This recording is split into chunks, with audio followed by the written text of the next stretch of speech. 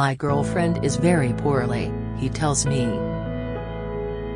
I've been with her for 14 years, we've had our ups and downs, but I love that woman.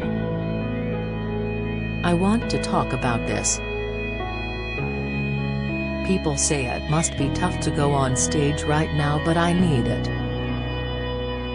I need Dr. Footlights to stop me from thinking about the bad things. I need to work, to take my mind off it, and I do that by making people laugh. Dr. Jack Daniels occasionally helps too. Middlesex-born Davro, 64, has been keeping audiences in stitches since the early 80s. Best known as an impressionist, Bobby is also a gag-telling comedian, an actor, and an accomplished pantomime star, a veritable show business renaissance man. Despite the hard-hitting machine gun rat-a-tat of his joke delivery style, Davro, real name Robert Nankville, wears his heart on his sleeve. It's not his place to talk about girlfriend Vicky Wright's medical problems, he rightly says, but he adds, I love her so much. She's a special person. Vicky's father was Wolves and England football legend Billy Wright, and her mother was Beverly Sisters pop star Joy Beverly. They were the Push and Becks of the 1950s. Vicky did a stage show about her father in October. She did so well, she filled the theater in Cannock. The last few years have been rough for Bobby. He lost his beloved father, former Olympian Bill Nankville, in January 2021 aged 95, and lockdown hit him hard. COVID wiped me out, he says. I had to lose my business, I had to sell up and move home. Davro's work diary is fuller now. He is looking forward to starting pantomime this month with the eager anticipation of a child posting their first letter to Santa. I love panto, he says. I can make whole families smile. You have to do material that the adults will get but the kids won't. It's very different from my normal act and I'm very proud of what I do. Bobby will be playing Buttons in Cinderella in Dartford, Kent, with former Union J-pop star George Shelley as Prince Charming and newcomer Ellie Jane Grant as Cinders. They should be worried. In previous pantos, Davro has dropped toy spiders on Cinderella mid-show. For Dick Whittington at Southend, he sent his dog, trained to lick its own privates on command, on stage to do just that during the leading lady's big romantic number. She was furious, but the audience laughed their socks off. This year, I do a routine that started as an accident, he says, his eyes twinkling with mischief. I fell over in a kangaroo costume on stage and as I was trying to get up it started to look a bit rude. How so? It looked like we were mating. The children didn't see that, they just thought it was funny, but the adults saw it as something nearer the knuckle.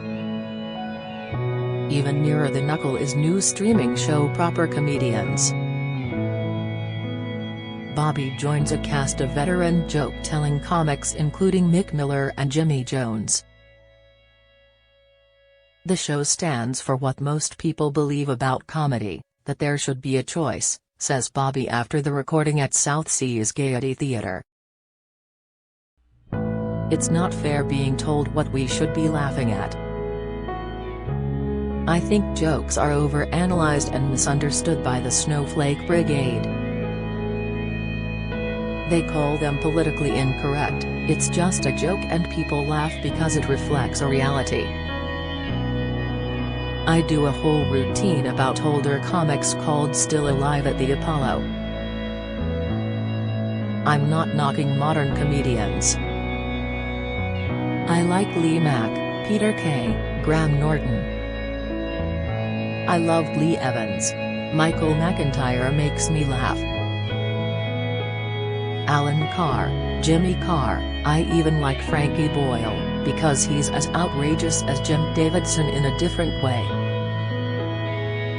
But I also love Buster Keaton, Laurel and Hardy, Harold Lloyd, Will Hay. I laugh my socks off at Steptoe and Son. The only valid criteria should be, is it funny? At the show, the audience were rocking. All ages. Nobody walked out, nobody was offended. Davro mimics McIntyre and John Bishop, a lovely bloke, in his act. It's important for me to be as contemporary as possible, says Bobby, who was the first TV impressionist to pull off Julian Clary. But I won't apologize for stuff I did in the 80s and 90s because it was all acceptable then. It's all about taste. You might look at someone and think they're attractive and I might think they're not. It's subjective. Les Mis is brilliant, but I didn't enjoy it. Ken Dodd was a genius, but he didn't make me laugh like Freddie Starr did. If we all had the same taste, how dull would that be? Davro's talent for impressions was first noticed at school. He got the cane for mimicking his headmaster. As a trainee manager at a department store, he made staff chuckle with his "Are you being served" takeoffs. He was working at his father's Davro discount stores when he decided to go semi-pro in the late 70s.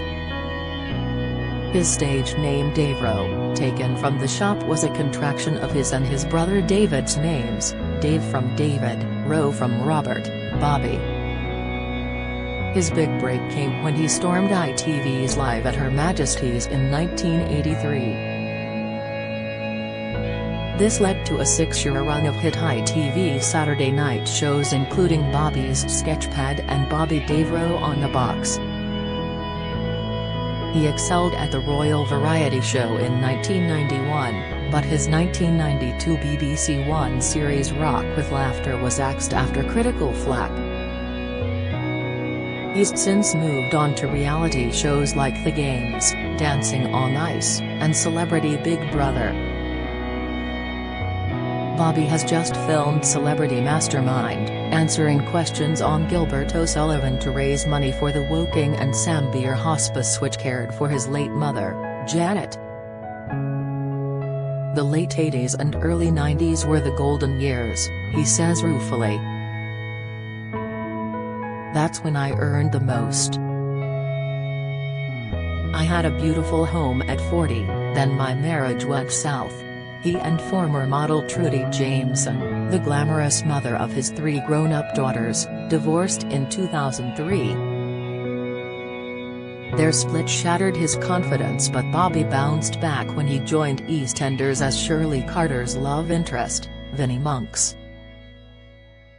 I should have got a BAFTA for kissing Shirley, he quips, adding quickly, a joke, Linda Henry's lovely. On stage, his singing impressions include Sting, George Michael, Elton John, Billy Joel, Tom Jones, and Julio Iglesias. Has he thought about working Vegas? I did the ships for a while. The Americans don't like it if they think you, as a foreigner, are mocking their politicians. As soon as I did their presidents, they took offense. Who does this limey think he is? When he isn't performing, Davro loves fishing, playing snooker and spending quality time with his daughters. A devout atheist, he has a serious side. I'm fascinated by geopolitics, and YouTube videos on the natural world. I love Einstein, and I love astronomy. I'd do a wicked Stephen Hawking, and Brian Cox has taken over from Patrick Moore in my act. He also laps up Gaelic football in the World Cup action. South Korea are the only team who'll be back before their postcards, Bobby quips. Next year he fancies doing more acting. I did a play called Not a Game for Boys in 2015, Simon Bloch's 1995 play revived at the King's Head Theatre, Islington. That was a career highlight, along with meeting Robin Williams. Davro goes down a storm with younger comedy club audiences but says I still do some gigs that don't go as well as I'd like, especially corporate work because it's such a different audience, but I love a challenge. It's been a long time since I walked off stage in Blackpool to the sound of my own footsteps. I always say I got away with it. That's the story of my life. Bobby Davro stars in Cinderella at the Dartford Orchard from December 16. Proper Comedians launches on a stream later this month.